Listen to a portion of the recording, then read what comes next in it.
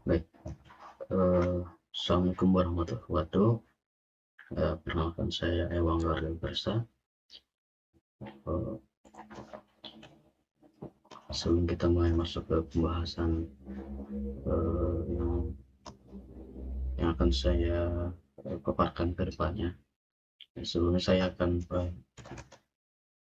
mengingatkan sebelumnya saya pernah melakukan telaah terhadap jurnal yang dimana saya pun sudah mempublishnya terkait publikasi ilmiahnya atau telaah yang telah saya lakukan. Di sini ada website portofolio saya di bagian research. Nah, research ini terakhir saya ada di bagian jurnal penelitian. Terakhir di sini ada review jurnal terkait IoT based drones level detection system using hybrid model FLSN, yaitu terkait 5G dan LSTM dikombinasikan dari digabungkan menjadi hybrid model yang memang untuk meningkatkan akurasi dari model yang digunakan.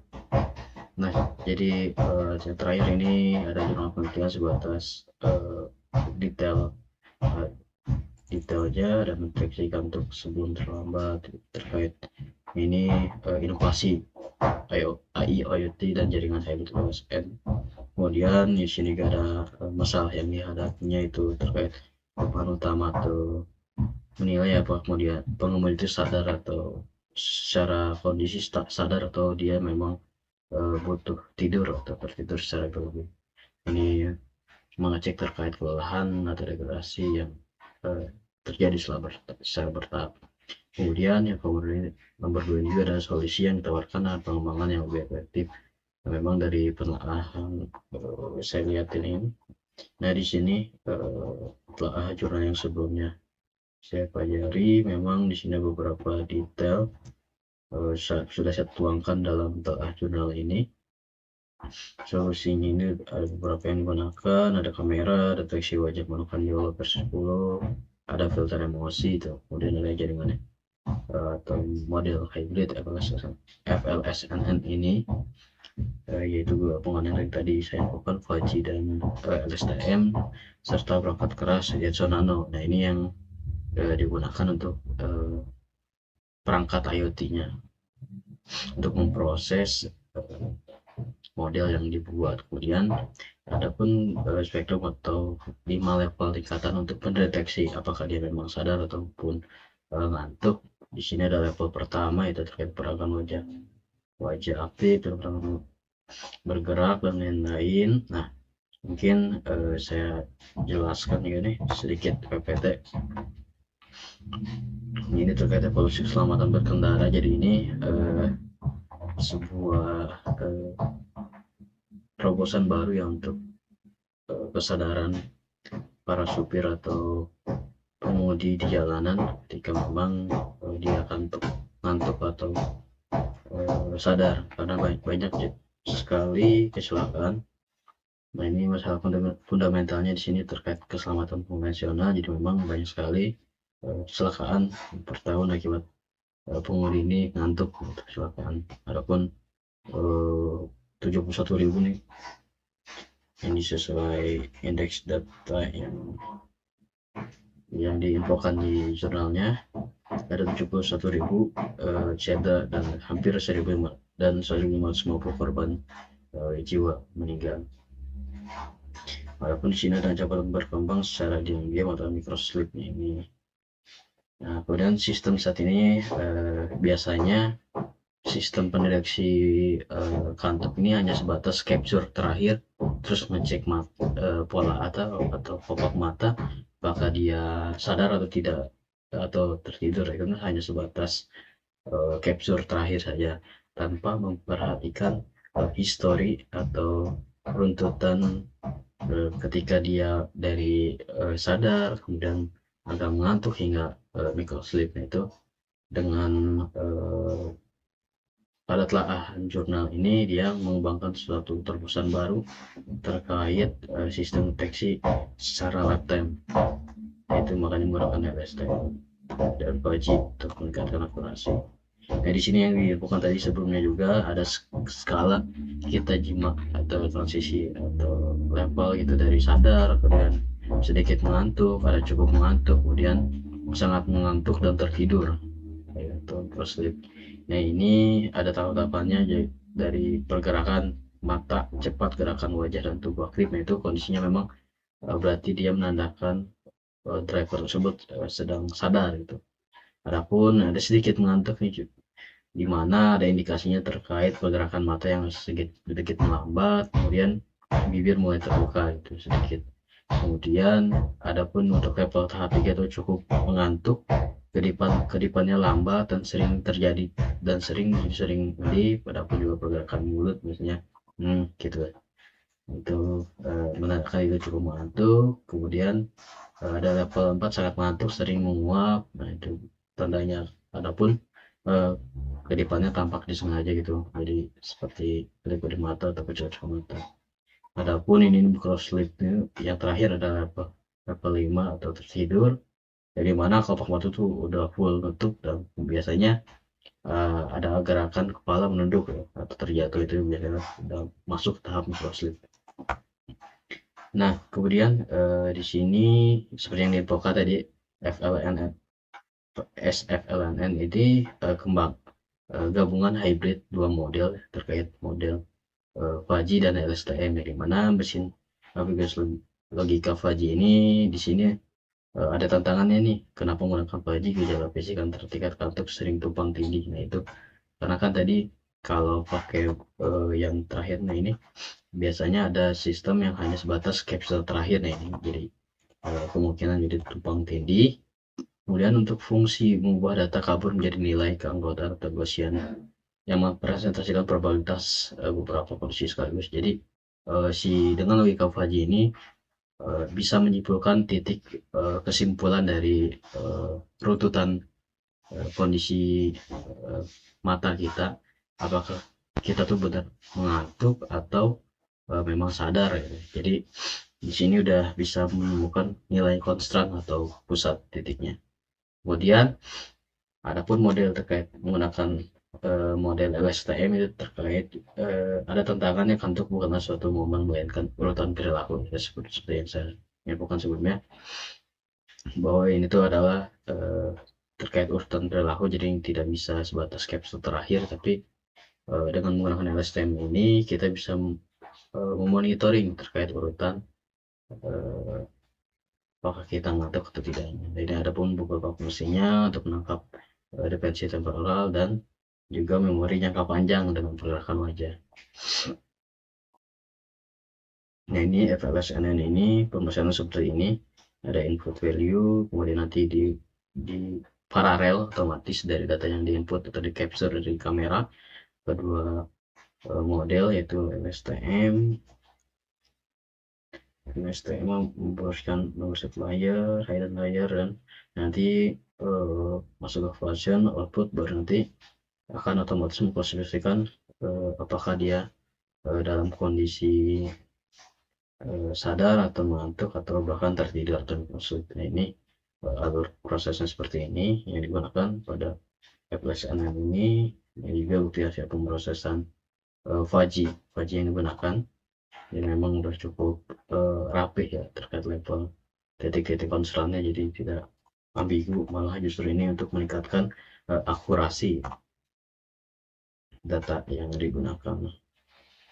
Ini juga ada ekosistem IoT-nya, pemrosesan edge dengan pemulihan otomatis. Di sini ada misalkan kamera webcam atau Logitech yang diterapkan. Kemudian memang pada penelusuran ini dia menggunakan kalau untuk otak komputasinya disimpan di Jetson Nano menggunakan YOLO versi 10, dan model yang dikembangkan itu FLSN ini dengan klasifikasi 5 level tadi. Kemudian adapun di sini untuk terkait perangkat pengawasan, di sini ada Arduino Nano. Kemudian dari pemrosesan ini ada outer recovery ke model, terus nanti akan menempelkan hasil, atau di sini ada code platform, mungkin ini untuk menembak atau memperingati bisa mengirim data sinyal ke contoh misalkan kita mengawasi supir-supir pada sebuah industri. Ini juga bisa digunakan untuk agar mengirim sinyal ke pusat bahwa untuk mengingatkan ketika ada sopir A mengantuk, ya, dari pusat bisa langsung telepon dan sebagainya. Adapun juga dari ini juga menggunakan alarm audio, jadi dari perangkat tersebut menggunakan audio semacam peringatan bahwa kita sebagai supir yang sedang di monitoring terkait pergerakan mata kantuknya ini, apakah ngantuk atau masih segar. Jadi ketika masuk ke dalam mode ngantuk, otomatis nanti alarm ini akan berbunyi. Ini pun bisa menjadi antisipasi bahwa supir harus segera mampir ke rest area atau untuk beristirahat sejenak untuk mencegah kecelakaan. Nah, di sini juga ada dari pembahasan dari materi atau jurnal yang saya telah di sini ada terkait optimasi waktunya. Jadi sebelum menggunakan filter emosi, misalkan kayak emosi kayak sedih, nangis, bahagia, itu kan ketika tanpa menggunakan filter itu filter emosi, waktu proses ini menunjukkan ada waktu 74,43 detik. Ini salah satu uji coba ya, bukan rata-rata. Kemudian setelah menggunakan filter emosi, jadi hanya kondisi muka netral dan sedih biasa saja itu yang ditangkap, yang diproses oleh model ini. Kemudian dari hasil optimasi tersebut ternyata prosesnya lebih cepat ya, sehingga menjadi 68,22 detik. Nah, ini memang optimasi ini cukup berguna juga untuk kecepatan atau dan capability model yang sedang dikembangkan. Kemudian, nah di sini sebatas ini ya akurasi scoringnya sudah terlihat. Di sini pun juga sama terkait ketahanan klasifikasinya dataset. Adapun pengujian kondisinya seperti ini, ada pengujian ekstrim, validasi cobanya. Ini salah satu contoh atau uji coba yang digunakan pada jurnal telah. Jadi ketika malam hari lumayan akurasinya 93,73%. Menggunakan kacamata pun sama juga 95,53%. Hingga menggunakan masker ini tetap lumayan tinggi, itu akurasinya 88%. Nah, dari tesis tersebut terciptalah standar kecerdasan keselamatan kendaraan, yang dimana di sini untuk memindahkan arsitektur keselamatan peringatan kecelakaan untuk menekan jumlah kecelakaan karena microslip ini. Nah, dari telah jurnal ini saya coba mempelajari secara detail terkait model yang digunakan. Memang saya masih belum bisa menerapkan secara keseluruhan karena di sini memerlukan perangkat seperti Arduino Uno maupun Jetson Nano. Nah, ini saya juga di sini coba mengembangkan model serupa, itu menggunakan model Fuzzy dan LSTM. Nah, di sini terlihat pada video project Visual Studio Code saya. Cinda Redmi, di sini ada struktur project, ada di bawah, di sini struktur project. Di sini dijelaskan ada dataset yang digunakan. Dataset yang digunakan ini di sini saya memang mengambil dataset dari Kaggle. Di sini ada trend, ada kondisinya mata tertutup, ada pun juga ini salah satu contohnya. Kemudian ada pun juga mata terbuka. Ini adapun menguap,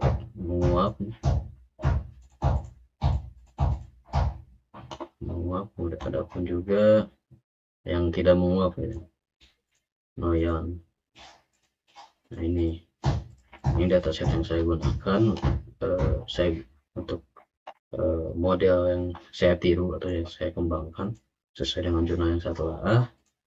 Kemudian juga vektor nih, ini hasil dari dataset ini saya convert ke dalam vektor untuk yang berubah data image menjadi numerik atau vektor, yang mana memang seharusnya vektor ini disimpannya di ada database seperti Postgre ataupun database vektor lainnya, mungkin seperti di Redis juga ada vektor. Nah ini saya simpan data vektor tersebut ke dalam file saja langsung. Jadi memang untuk karena memang data ini sebatas statik ya, tidak berkembang, jadi saya simpan secara lokal dalam satu project yang sama ke dalam file. Di sini ada beberapa parameter, ada cost fitur, dan lain-lain bisa diperhatikan. Kemudian di sini ada model. Nah setelah dataset itu ada model, jadi hasil dari vektor nanti terciptalah model di convert. Jadi di sini ada cara pakainya nih. Untuk Python main.py ini untuk otomatis memproses semua tahapan step demi step yang memang diperlukan untuk menjalankan model ini. Ini kondisinya jika memang dari nol ya, ketika memang belum melakukan training datasetnya, ini bisa menggunakan Python main.py dan teman-teman bisa langsung masukkan datasetnya ke dalam sini, dataset train. Kemudian nah ini tahap-tahapannya pada running command Python main.py atau Python. Di sini ada step 1 factories. Jadi tadi seperti yang saya infokan dari data image, saya mengekstrak ke dalam sebuah vektor atau numerik, kemudian disimpan ke dalam folder vektor yang sudah saya jelaskan tadi. Kemudian ada persiapan data 5 level. Nah ini prefer 5 level, jadi dari data vektor tersebut diolah terus diklasifikasikan menjadi 5 level tadi yang sudah saya jelaskan mungkin di bagian tahap. Nah ini level sadar, sedikit ngantuk, cukup ngantuk, sangat ngantuk dan tertidur. Kemudian di sini juga ada split datanya, train 70%, value dan test 15-15. Hasilnya vektor dimasukkan ke dalam folder vektor. Kemudian di sini ada training model, berarti dua model yang tadi yang digunakan, karena kan di sini menggunakan model hybrid ya, FDNN atau Fuzzy Deep Neural Network dan juga LSTM dikembangkan sesuai dengan data vektor tadi, kemudian jadilah model. Setelah itu ada tahap evaluasi dari dataset yang telah dilatih tadi. Ada di sini ada evaluasi report txt. Di sini ada di model, di sini ada reports txt. Nah, di sini menunjukkan klasifikasi dan akurasi hingga skor yang telah dibuat. Untuk juga ada confusion matrixnya juga terkait. Di sini ya, seperti contoh confusion matrix dari Fuzzy, terus LSTM. Kemudian juga di sini juga ada per level akurasinya nih, akurasi sadar. Memang kalau sadar sedikit ini kan tidak terlalu terlihat ya. Tapi di sini nanti ada cukup sangat dan close up ini akurasinya cukup tinggi, jadi ini sangat bermanfaat bagi pendeteksi nanti ketika memang kita ngantuk maupun close loop. Memang akurasinya sudah cukup tinggi. Pseudo model ini buat Fuzzy dan LSTM. Oke, kemudian lanjut lagi. Di sini ada cara penggunaannya ketika kita menggunakan predik. Di sini ada juga nih cara menjalankan si tools ini, itu menggunakan predik real time. Ini otomatis nanti akan tampil Windows GUI-nya terkait running model yang telah diciptakan atau telah dibuat. Nah, di sini juga misalkan tadi kan kita menggunakan atau mengkolaborasikan dua model secara hybrid.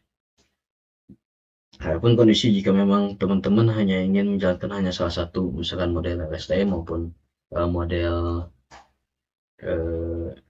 FDNN, bisa diubah jadi MN bot atau LSTM, atau di sini FDNN. Adapun untuk kamera ini bisa diabaikan karena di GUI sudah ditambahkan. Nah ini kita lihat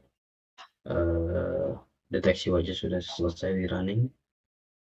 Oh ini saya di sini ada arahan ini ganti kamera, Ctrl C. di sini karena kameranya sudah saya gunakan untuk recording OBS ini, jadi otomatis menggunakan kamera bawaan komputer atau laptop. Memang dari segi kualitas kurang bagus. Nah, di sini memang status saya cukup mengantuk, memang kondisi saya mungkin sedang mengantuk. Mungkin kita coba ke simulasi kalau kita memang micro sleep, mungkin seperti ini ya. Nah, otomatis ketika misalnya kondisi sedang monitoring di perjalanan, kemudian tidak bisa dipungkiri ketika micro sleep pasti mata tertutup dan biasanya agak menunduk.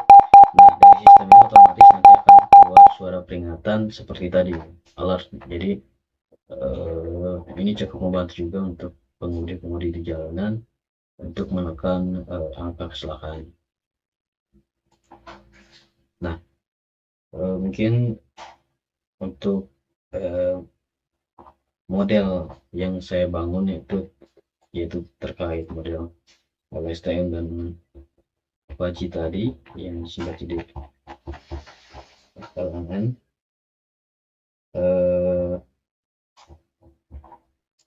Cukup sekian untuk project ini. Kebetulan sudah saya publish ke GitHub juga. Ini bisa kunjungi ke GitHub saya. Ini ada FLSMN. Nanti saya tambahkan di deskripsi video ini. Jadi jika teman-teman mau mengembangkan atau mendownload project model yang dikembangkan saya ini, saya persilahkan, saya open public. Kemudian di sini juga ada dataset juga, jika teman-teman membutuhkan bisa langsung download di sini. Saya buka bebas. Jadi juga sama nih penjelasan tadi, sesuai Redmi yang saya jelaskan tahap-tahapannya. Semoga hasil pengolahan ini dan hasil uji coba saya ini bermanfaat untuk teman-teman dan sekalian. Kurang lebihnya mohon maafkan. Saya pamit undur diri. Terima kasih.